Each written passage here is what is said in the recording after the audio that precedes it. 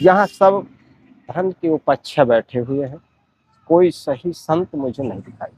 तो प्रभु जैसे लोग संत बनते हैं तो संत बनने का उद्देश्य क्या रहता है भगवान? भगवान माया से निकलने का रास्ता क्या है प्रभु? गृहस्थ जीवन में रहते हुए अपने बच्चों को किस तरह से संस्कार दें तो वो आगे जा करके उस संस्कार के हिसाब से अपने जीवन को सफल बना सकें। भगवान जैसे बहुत से ऐसे लोग हैं जो रुद्राक्ष की माला हाथ में पहन लेते हैं, गले में पहन लेते हैं, तो पहनने से पहले उसका कोई नियम है रुद्राक्ष की माला पहनने का, और पहनने के बाद क्या सावधानियां बरतनी चाहिए, थोड़ा इसके विषय में। सीताराम के बिना राधे श्याम के बिना ये जीवन है बेकार, श्री राम के बिना। धन्य भगवान। हमारा नाम राजेश मौर्य है और घर हमारा गोरखपुर में है, और प्रभु जी हमारे चैनल का नाम है संतों के चरणों में।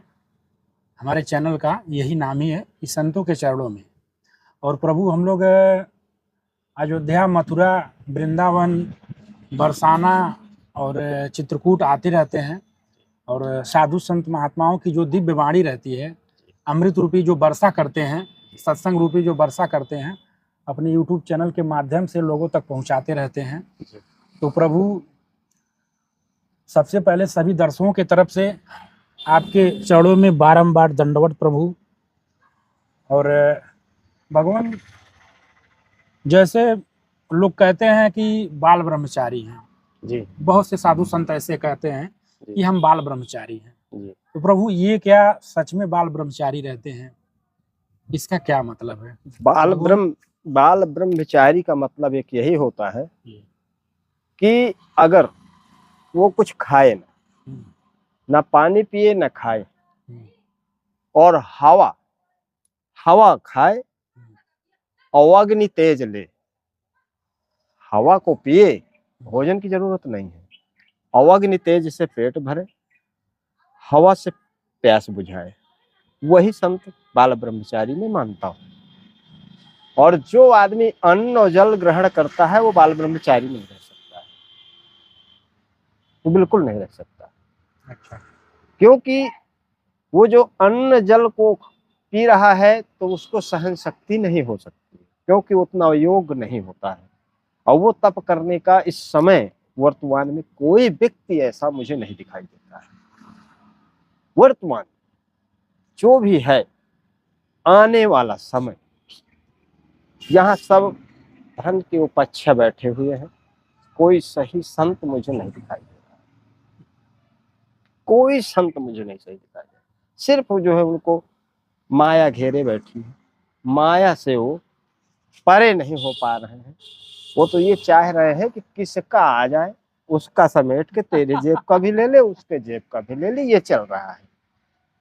संत का मतलब है मुझे इसकी भी जरूरत नहीं। क्यों नहीं है?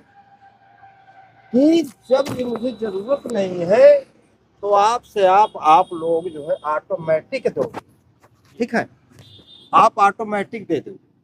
तो जब यहाँ हमारे को सब चीज की लालच बनी है तो कोई मतलब नहीं है मानव जाति, लालच होना ही नहीं चाहिए, क्योंकि लालच जहां होगा वहां विनाश। बात ये है, तो लालच नहीं होना चाहिए। तो प्रभु जैसे लोग संत बनते हैं तो संत बनने का उद्देश्य क्या रहता है भगवान? संत बनने का उद्देश्य यह है कि ये जो जनता होती है तो ये जनता का हित हो, अनहित नहीं होना चाहिए। जनता का हित होने के लिए ही साधु संत होता है, यज्ञ करता है, तपस्या करता है कि ये मेरी आमाम जितनी इसने विश्व में आमाम है, एक की बात नहीं, विश्व में जो असली संत होगा उसके अंदर न कोई धन का लोभ होगा, न कोई चीज का लोभ ही नहीं होगा। उसको तो ये दिखाई देगा कि ये संसार रूपी माया में जो मनुष्य है सारा खुश रहे, वही है संत। और जो माया से पीड़ित है तो वो संत नहीं है, हम कहते हैं इस बात। अगर उनको ये है तो मैं एक गृहस्थ संत हूँ, पर लेकिन क्या है, मैं ये जानता हूँ कि मुझे जो अगर जितना समय मेरा है कि इतने समय मुझे पानी पीना है तो उतने समय ही पानी पीऊंगा, जितने समय मुझे नहाना है उतने समय में नहाऊंगा, जितने समय मुझे हवन पूजा करना है उतने समय में पूजा करूंगा। मुझे 24 घंटा में एक दिन 24 घंटा में एक बार चाहिए, एक बार भोजन, एक बार पानी, बाकी कोई फर्क नहीं। अब बाल बच्चों के साथ मुझे कोई दिक्कत नहीं, क्योंकि गृहस्थ जीवन से बड़ा कोई जीवन नहीं। गृहस्थ पालन अगर नहीं किया है तो वो दर्द ही नहीं जानेगा संत। संत जब ही जान सकता है कि मतलब जब गृहस्थ जीवन से गुजर के संत बनता है तो वो दूसरे के दर्द को समझ सकता है। और अगर गृहस्थ जीवन से वो नहीं गुजरा है तो वो संत कभी नहीं इंसान की भावना को समझ सकता है। समझ सकता है तभी जब यानी कि वो गृहस्थ जीवन से गुजर के संत बनता है। भगवान, अगर कोई गृहस्थ व्यक्ति है और वो गृहस्थ में रह करके जैसे कि आप हैं, वो भगवान की प्राप्ति करना चाहता है या संत जीवन यापन करना चाहता है गृहस्थ जीवन में रह के, तो किस तरह से कर सकता है प्रभु? कौन रह सकता है? उसकी दिनचर्या क्या होनी चाहिए? सुबह से दिनचर्या लेके ये शाम होना तक। चाहिए उसके जो नेम क्रिया है, अपने नेम क्रियाओं के आधार से रहेगा वो। बाल बच्चे अपने अलग रह रहे हैं, उसी घर में रह रहे हैं, उसका सिस्टम अलग होगा पूजा करने का, एक कमरा उसका अलग होगा, वहाँ पूजा करने के लिए सारी सामग्री अलग उसका होगा, और वो अपना बढ़िया आराम से रहेगा, परिवार को भी देख रहा है और भगवान का भजन भी कर रहा है। जो ऐसे रहता है गृहस्थ जीवन से, उससे मैं सबसे अच्छा मानता हूँ। अब मैं नहीं कह रहा हूँ, पूरे भारत के संत कहेंगे कि गृहस्थ जीवन सबसे अच्छा होता है साधु, उससे अच्छा मैं किसी साधु को नहीं मानता। मैंने देखा है वर्तमान में हमारे को चित्रकूट में संत तो बहुत है, पर जिस जगह संत के माया का समेट रहे हैं वो संत नहीं हो सकता है। संत को धन की जरूरत क्या है? संत को सिर्फ 2 टाइम का भोजन जो रूखा सूखा मिल जाए उसी की जरूरत है, और बाकी नहीं है जरूरत। संत को सिर्फ रूखा सूखा की जरूरत है और बाकी कहे की जरूरत नहीं। चाहे एक बार कोई कहला दे हमसे, चाहे 100 बार कहे। धन को केवल एक यही होता है उपयोग कि जब धन आता है तो संत उसका दुरुपयोग करते हैं, और अगर धन नहीं रहेगा तो वो अपने स्तर में रहेगा, अपनी मर्यादों को वो लांघ नहीं पाएगा। और जब धन ज्यादा हो जाता है तो ये मेमोरी काम नहीं करती है, वो उल्टा सीधा काम करने लगता है। प्रभु, हम देखते हैं कुछ संत ऐसे हैं जो जंगलों में रह के तपस्या कर रहे हैं, उनको सिर्फ राम नाम से मतलब है। कुछ संत ऐसे हैं जो जमीन जायदाद सब खरीद रहे हैं, दुनिया भर का मठ बना रहे हैं, नौकर लगे हुए हैं। तो इनमें फर्क क्या है और सही कौन है? सही वही है जिसको किसी चीज की कोई जरूरत नहीं। बस संत वही है जिसे कोई चीज की जरूरत नहीं है, ना उसको ये भी है कि मैं तन में कपड़ा पहने हूं या नहीं है, या मैं भोजन किया हूं या नहीं, या पानी पिया है या नहीं। संत है जहां वो बैठा है तो बैठा है, उससे कोई मतलब नहीं है। और अगर वो चल दिया है तो उसे जहां अच्छा लगेगा वहां बैठ जाएगा, नहीं अच्छा लगा, देखा कि समाज सही नहीं है तो वो उठ के चल देगा। संत वही है जिसको कोई चीज की जरूरत नहीं, उसके लिए तो जरूरत तो पूरा ब्रह्मांड से लेकर के जितने धरती के अंदर मानो जाती है, चिड़ी चिड़ियों से लेकर के उसके लिए सब कोई प्रिय है। संत वो है, और जिसको यानी कि धन दौलत की जरूरत है वो संत नहीं हो सकता है, वो संत नहीं हो सकता है। संत वही हो सकता है जिसको यानी हर प्राणी की, मान लीजिए आप 2-3 लोग आप बैठे हैं, अगर मेरी बात आपको अच्छी नहीं लगती है, अगर 2 शब्द आप मुझे बोल रहे हैं तो मुझे बर्दाश्त करना चाहिए। अगर मुझ में बर्दाश्त करने की क्षमता नहीं है वो संत नहीं। वो संत नहीं। संत वही है कि 1 नहीं 2 नहीं 4 नहीं 10 शब्द बर्दाश्त करने की क्षमता हो, और अगर ये इसमें क्षमता नहीं है तो कोई मतलब नहीं। संत उसी को अनेक कोई मतलब नहीं। भगवान, गृहस्थ जीवन में रह के अगर कोई माला जाप कर रहा है तो उसका नियम कोई होता है या कैसे भी कर सकता है? थोड़ा सा उसके बारे में हमारे दर्शकों को बताने की कृपा करें। गृहस्थ जीवन में सुबह स्नान ध्यान करके और जो आपको पूजा करना है, समय आपका घड़ी आधा घड़ी, कुछ भी समय है, 2-4 शब्द 5 शब्द जो भी गृहस्थ जीवन में बैठ करके आपको समय मिलता है, समय अपना है कितनी समय, गृहस्थ जीवन का कोई समय निश्चय नहीं होता है, क्योंकि कोई काम कर रहा है, काम करने के बाद आ रहा है, तो जब वो स्नान करेगा, जब ही यानी कि पूजा करने के बाद वो बैठ करके जो भी उसकी इच्छा हो सकती है आत्मा से, वो उतना अपना भजन करे और भजन करके अपना जो है रूखा सूखा जो है तो भोजन पानी करे और फिर अपने काम पे चल। शाम वक्त आए तो संध्या बत्ती जो दिया बत्ती करना है, दिया जलाना है, अगरबत्ती जलाना है और जला करके जो भी प्रभु की इच्छा है, जो मालिक कह दे, जितनी उसकी मालिक की आवश्यकता होगी उतना ही मिलेगा, बाकी नहीं मिल सकता। तो जितनी उसकी इच्छा होगी उतने आप बैठ करके आप संध्या भजन कर सकते हैं और उतना ही आप सुबह कर सकते हैं। अगर आपके पास टाइम है, इस तरह बैठे हैं, तो आप किसी समय, कोई ये नहीं है कि हमें दिया जलाना है या अगरबत्ती जलाना है, हम खेत में हैं, अगर हमें ये हो गया कि नहीं यार हम वहाँ नहीं जा पा रहे हैं, तो हम खेत में बैठ गए हैं, अपना काम भी कर रहे हैं, फिर भी भजन कर रहे हैं, कोई आवश्यकता नहीं है कि हमें बैठ के दिए जलाना है ना, हम तो कहीं भी हैं, अपना काम कर रहे हैं, वहीं अपना काम भी कर रहे हैं और भजन भी कर रहे हैं, इसमें कोई दिक्कत नहीं। और वो सार्थक है, जो अपने कर्म भी कर रहा है और भगवान का नाम ले रहा है, वो सार्थक है। वो आपके जो पुरखा हैं उनको भी सफल बनाएगा। ये चीजें हैं और बाकी कुछ नहीं है। जो मनुष्य है दिलचर्यों में भटक रहा है, लेकिन सही मार्ग के रास्ते सब खत्म हो गए। आज की जो हम देख रहे हैं, तो हम आज अपने आप पे हमें स्वयं गिला होता है कि क्या गृहस्थ जीवन में फंस गए। पर लेकिन जब देखते हैं दुनिया को सब देख रहे हैं, तो हम सोच रहे हैं कि नहीं, गृहस्थ जीवन सबसे अच्छा है।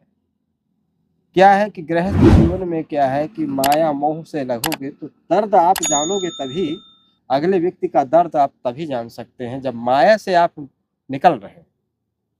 भगवान, माया से निकलने का रास्ता क्या है प्रभु? माया से केवल त्याग हो सकता है, त्याग ही है। माया से निकलने का कारण होता है कि जैसे कि आपके पास बच्चे हैं, बच्चियां हैं, उनका शादी ब्याह करके इसके बाद आपकी पत्नी है, तो आप पत्नी से कह सकते हैं कि देखिए कि अब बच्चे, अब सब कार्य हमारा पूरा हो गया है, अगर आपकी इच्छा हो तो चले अब यहाँ से भजन करने के लिए निकला जाए बस।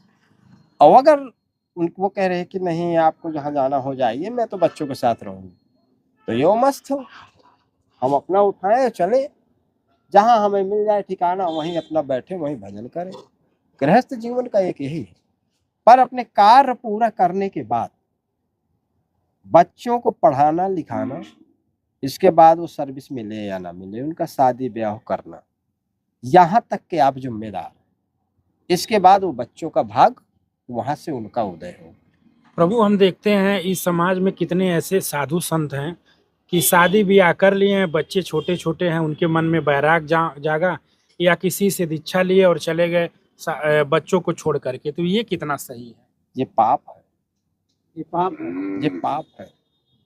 इसलिए पाप है कि जब तक आप बच्चों को शादी ब्याह नहीं कर देते, तब तक जो है गृहस्थ आश्रम से आप निकल नहीं सकते हैं। निकल आप जब ही सकते हैं जब बच्चों की शादी ब्याह कर दे। और बीवी से भी, अपनी पत्नी से भी पूछ सकते हैं कि क्या मैं अब संत होने के लिए मैं घर त्यागना चाहता हूँ, तो क्या आप मेरे साथ चलना चाहती हैं?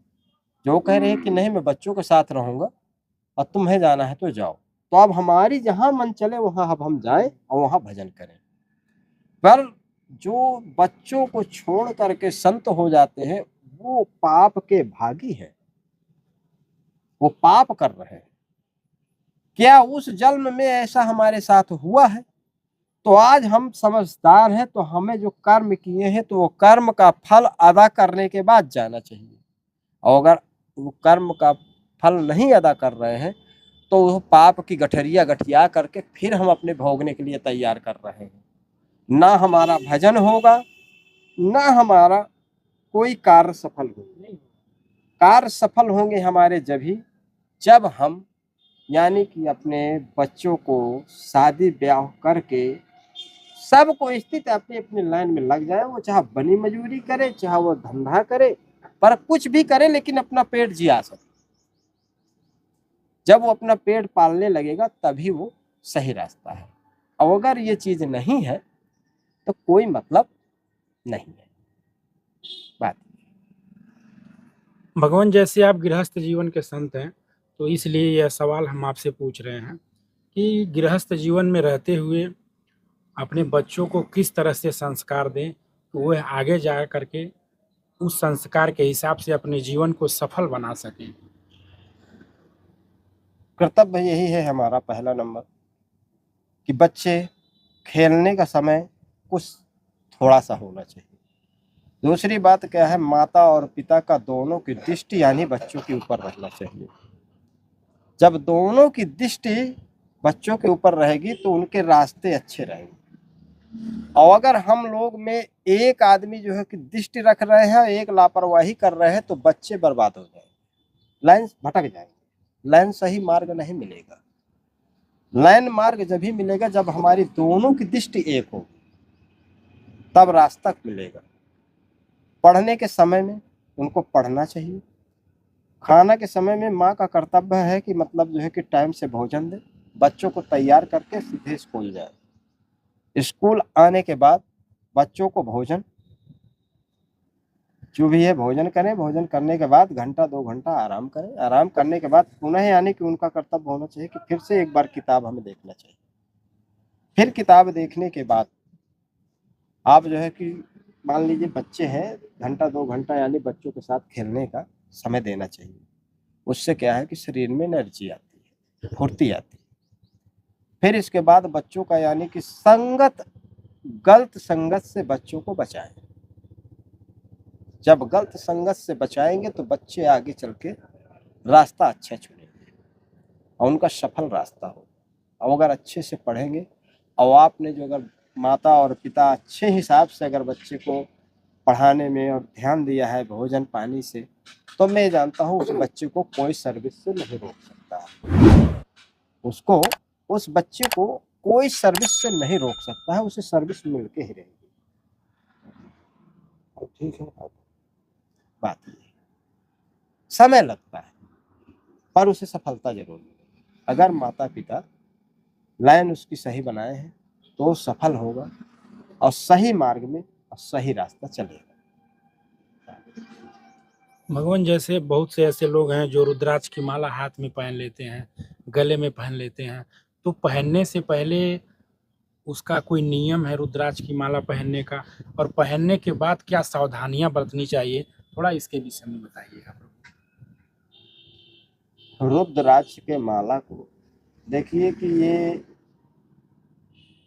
तो इसलिए इसके पहनने के लिए तो पहला से पहले क्या है कि जैसे नया माला आया है तो इस नए माला को जब ग्रहण करना है हमें, तो इसमें जो है कम से कम नहीं तो इसकी पहले पूजा होनी चाहिए।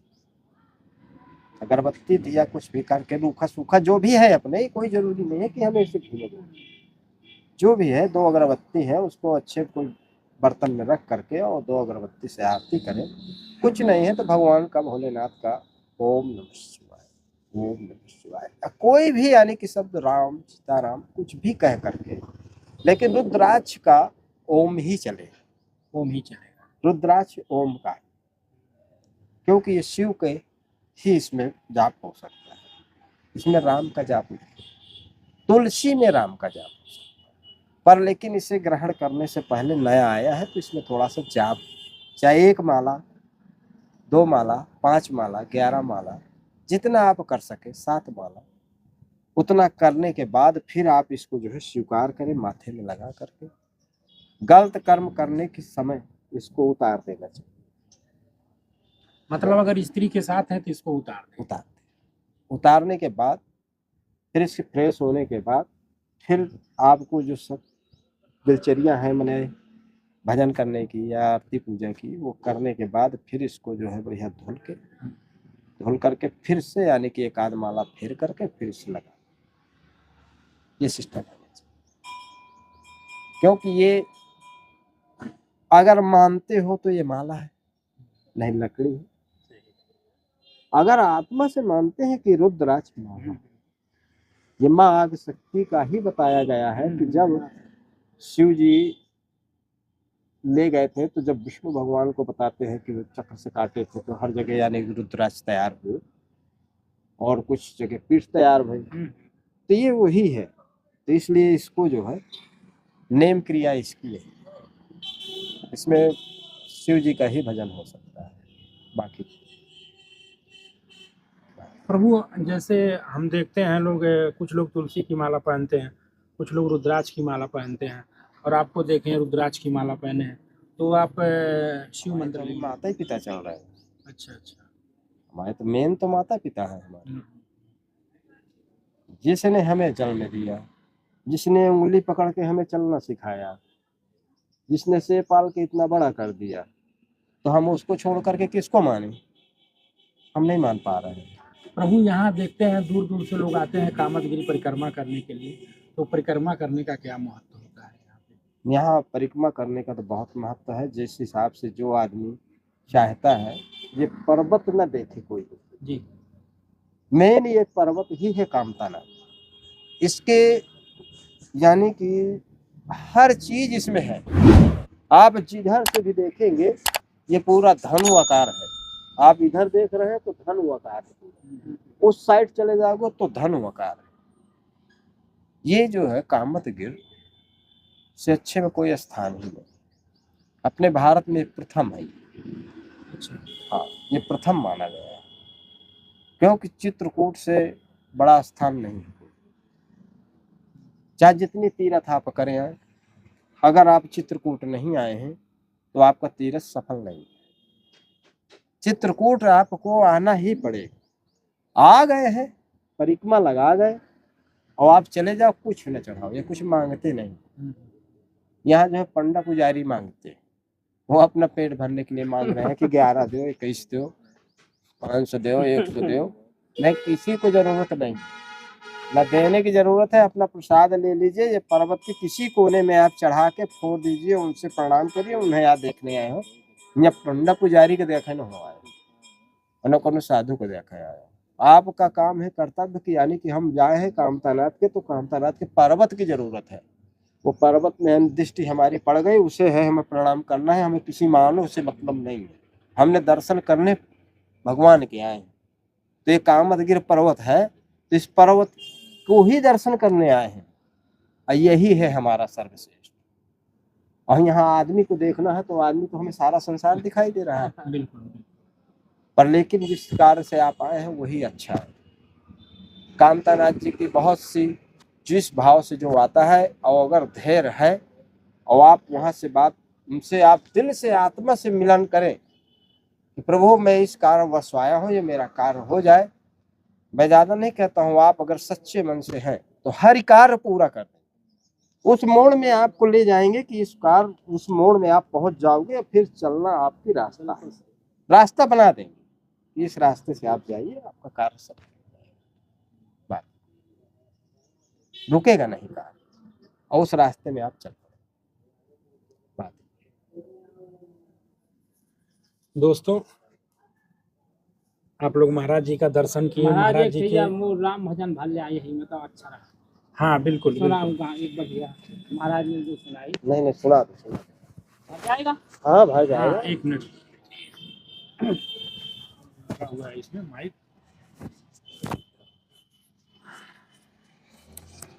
इसको लगा लीजिएगा वहीं पे लगा लीजिएगा, ऐसा जे में थोड़ा सा और ऊपर। हाँ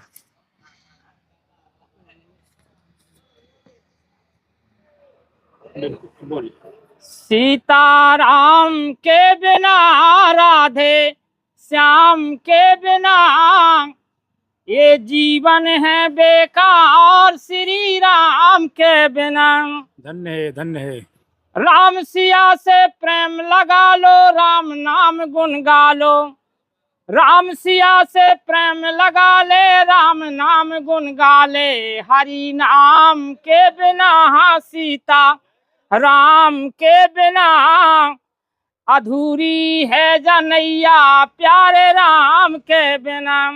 धन्य है, जो तन है मिट्टी को खिलौना, मिट्टी में मिल जाने। जो तन है मिट्टी को खिलौना, मिट्टी में मिल जाने। राम सिया से प्रेम लगा ले, राम नाम गुण गा ले, हरि नाम के बिना सीता राम के बिना अधूरी है जनैया, प्यारे राम के बिना। वाह, हनुमत लाल के बिना, भोले नाथ के बिना ये जीवन है बेकार, श्री राम के बिना। मन पंछी उड़ जाने, एक दिन डरे पिंजरा राने। मन पंछी उड़ जाने, एक दिन डरे पिंजरा राने। पुण्य धर्म जो कर ले है, वही साथ में जय है, बिना राम के बिना सीता राम के बिना ये जीवन है बेकार, श्री राम के बिना।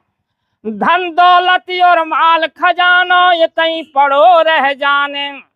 धन दौलत और माल खजानो ये तई पड़ो रह जाने। राम सिया से प्रेम लगा ले, राम नाम गुण गा ले, हरि नाम के बिना सीता राम के बिना ये जीवन है बेकार, श्री राम के बिना। धन्य है, जय हो, बहुत सुंदर। आप पहले गाते होते, थका आपका आवाज बहुत हाँ, सुंदर गाता है। रहा हूँ, भजन गाता हूँ भगवान के। गृहस्थ जैसे महाराज हैं ऐसे गृहस्थ मैं हूँ। अच्छा अच्छा, अब धर्म से रहता हूँ बस। हाँ, एक चित्रकूट का और सुना दें, बहुत सुंदर, बहुत सुंदर। बढ़िया महिमा वही को सुना दें। मनुआ अब ना माने रे, हमें कामत गिर जाने रे। कि मनुआ अब ना माने रे, हमें कामत गिर जाने रे। चित्रकूट की घाट में भई संतन की भीड़, तुलसीदास चंदन घिसे तिलक दे रघुबीर। हनुमत तोता बन गए रे, हमें कामत गिर जाने रे। कि हनुमत तोता बन गए रे, हमें कामत गिर जाने रे। कि मनुआ अब ना माने रे, हमें कामत गिर जाने रे। राम राम कहते रहो, धरे रहो मन धीर, कारज यही सुधारी है, कृपा सिंध रघुबीर। मन में राम बसा लो रे, हमें कामत गिर जाने रे। कि मन में राम बसा लो रे, हमें कामत गिर जाने रे। कि मनुआ अब ना माने रे, हमें कामत गिर जाने रे। राम राम की लूट है, लूटत बने तलूट। राम राम की लूट है, लूटत बने तलूट। अंतकाल पछताओगे, प्राण जाएंगे छूट। हृदय राम बसा लो रे, हमें कामत गिर जाने रे। कि हृदय राम बसा लो रे, हमें कामत गिर जाने रे।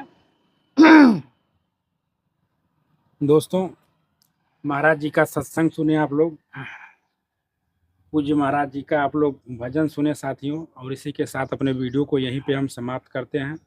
भगवान एक बार पुनः सभी दर्शकों की तरफ से आपके चरणों में बारंबार प्रणाम प्रभु।